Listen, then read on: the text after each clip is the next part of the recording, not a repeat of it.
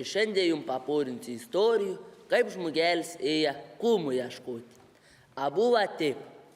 Gyvena vienu rozu labai bėdni žmonės.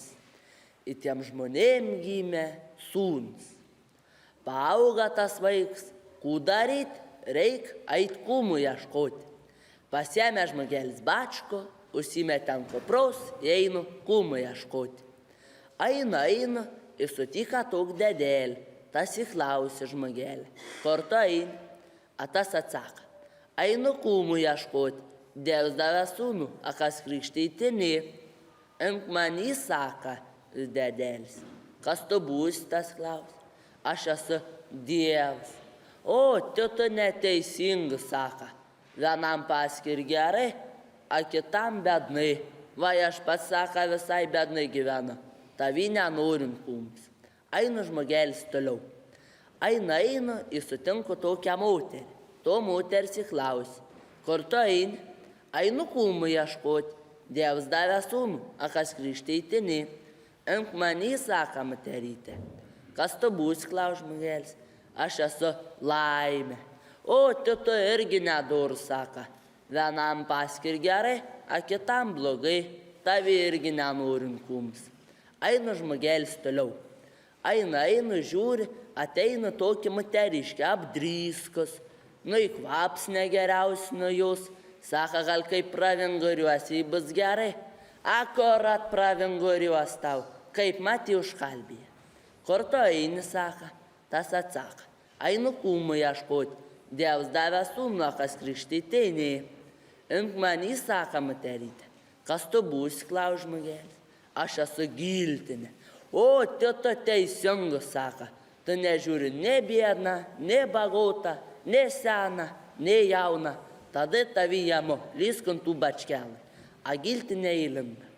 Žmogelis bačkon kopros, parsinešė namo, tik mestin pečią, ir visai ką į bėsą užmirša. A Giltinė pradėjo džiūti. Ir prašo. Nu, būk tu gerų žmogel, nu išlaistų mane iš tos bačkos. Aš visai beveik sudžiavau, saka. Aš tavį padarysi bagotų, kad tu išlaisi. Ašgi žinau, saka, kas serga karaliaus dukra.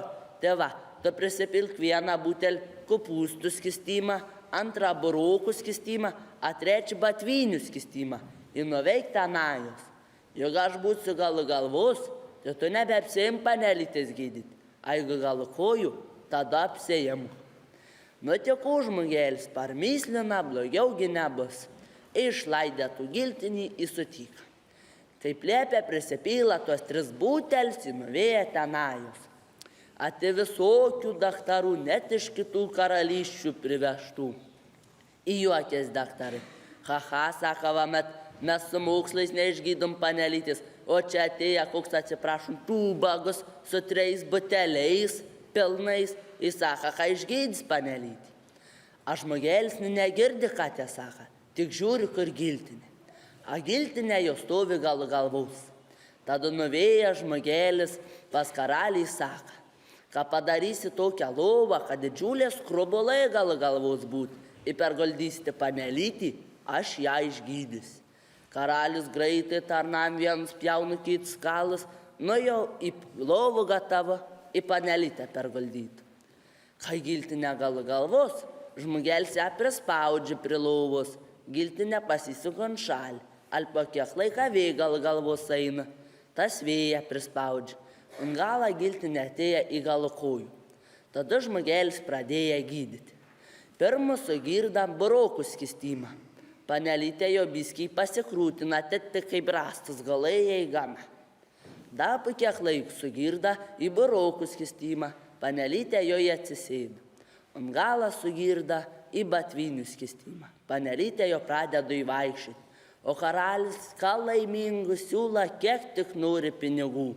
A žmogelis sako, duok man 2 tarbų.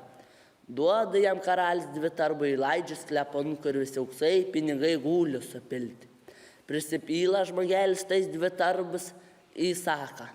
Nu ką va met pons karalių, nu ką man netaip, nu nemalonu iš tos tavo tų sklepų išlipti. Kad duotum dar 2 tarbų, kaip mat geriau būtų.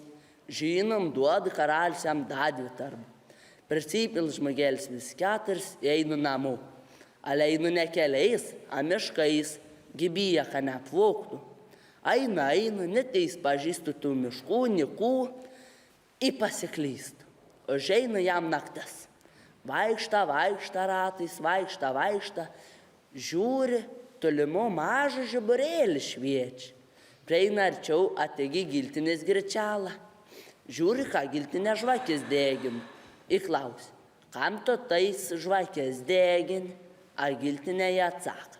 Va katras gimšta, tai tų žvakę aš uždega. A katras miršta, tai tų žvakę jo įsudega. Nu tada žmogelis įprašo, parodė, kad romaną žvakę. Roda giltinė, čiut visai nesudegusi. Įsaka, tuo į pas tavį ateis. Žmogelis nenusiminė. Parodė jam giltinę kelią, įparė žmogelis. Pasidarė tokią lovą, kur labai supas. Atsigalant tą lovą į supas. Kur buvus, kur nebuvus, atėjo į giltinę. A žmogelis tiek supas, nu giltinė nei iš priekio, nei iš galo, nei skersai, nei iš ilgai, nei kreivai, nu nekaip neprieina į gana. Tada įsaka giltinė. Ką jo negali, tai prie tavi prieiti, tai palik sveik, su Dievu. A žmogelis išgirdęs tuo žodžiu tik šmakšt, į nustoja sūpti. A giltinė tik kapt už kaklą, į nusmaukė. Tėva, kai pas jom ateis giltinė, ateis aš tikrai žinau, jeigu turėsit lovą kėdį, kur sūpas, golkit, sėskit, griūkit, sūpkitės, kol nors į kiemą išeit, gal nenasmau.